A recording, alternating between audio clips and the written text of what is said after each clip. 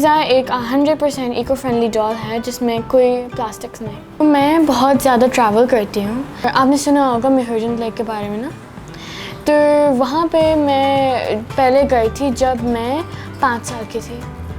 तो जब मैं 2 साल बाद गई थी, जब मैं 7 साल की हो गई थी, तो मैंने देखा था कि बहुत ड्रास्टिक चेंजेस आ गए थे। बहुत सारा कचरा था बैंक के पास और बहुत सारे होटल्स खुले हुए थे, बहुत सारी ट्रीज कटी हुई थी और कोल लगा हुआ था लाइक फॉर बारबेक्यूज। मैं एक फॉरेस्ट में गई थी।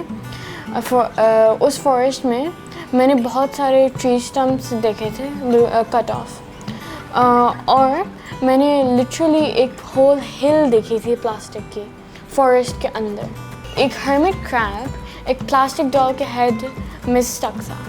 हर्मिट क्रैब्स एक ही शेल में नहीं रहते हैं फॉर द होल लाइफ, वो दूसरे शेल्स फाइंड करते हैं।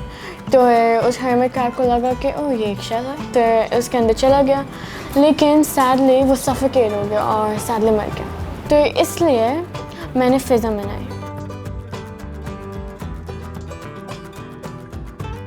तो हमने सोचा कि सबसे बेहतर तरीका वो ये है कि हम लोगों को भी एजुकेट करें इसके बारे में कि जो हमारे पास एनवायरनमेंट के अंदर पोल्यूशन है, गंदगी है, कचरा है, प्लास्टिक है, जो आप हर जगह देखते हैं।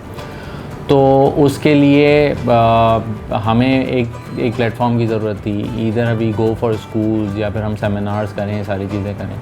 लेकिन बेस्ट पे जो कि इस वक्त दुनिया भी मूव कर रही है इसकी तरफ, वो था हमारे पास ब्लेंडेड लर्निंग एजुकेशनल पोर्टल। हमने सबसे पहले इसकी जो बुक थी उसके ऊपर काम शुरू किया, हमने स्टोरीज़ जमा की, फिर वो बुक पब्लिश की ताकि वो कंटेंट, रिटन कंटेंट भी लोगों के पास पहुँचे। तो उसके लिए हमने फिर एक बाकायदा एक एजुकेशनल पोर्टल बनाया इसके लिए, जहाँ से हम जो है कंटेंट लाइव शेयर करते हैं लोगों के साथ। लोग earthwarriors.org के ऊपर रजिस्टर करके डिफरेंट मॉड्यूल्स हैं उनके अंदर रजिस्टर कर सकते हैं और वो ट्रेनिंग ले सकते हैं। ये एक नॉर्मल प्लास्टिक डॉल है और ये है फिज़ा। पहले हम किड्स के पर्सपेक्टिव से देखते हैं।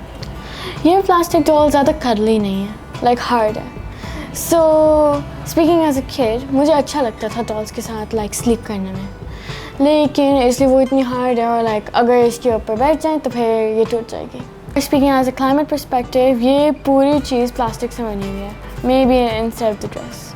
इवन इसके हेयर ये भी बहुत हार्म करते हैं। तो फिर अगर ये ब्रेक डाउन भी हो जाए, जो बहुत देर बाद होगी, तो फिर इसके माइक्रोप्लास्टिक्स भी लीव होते हैं। एक रीसेंट स्टडी ने शो किया था कि माइक्रोप्लास्टिक्स ब्लड में फाइंड हुए हैं। यूजुअली ये सारा ये ओशन में जाता है, तो फिर ये जब ब्रेक डाउन होता है तो फिश इसको सॉल्व कर देती हैं थिंकिंग ये कैल्प है। तो जब ये सॉल्व करती हैं वो फ़िश थोड़ी बार सिक हो जाती हैं, इसलिए केमिकल वेस्ट उसके अंदर होता है। और फिर जब हम कैच करते हैं फ़िश को तो हमें भी डिजीज़ पड़ सकती हैं और माइक्रोप्लास्टिक्स ऑफ कोर्स। तो ईमान जो चाहती थी वो ये चाहती थी कोई ऐसा सस्टेनेबल बिज़नेस हो जो कि ख़ुद भी जो है वो इनकम जनरेट कर सके और हम उसी में इसको इन्वेस्ट करके उसको फर्दर आउटग्रो कर सकें।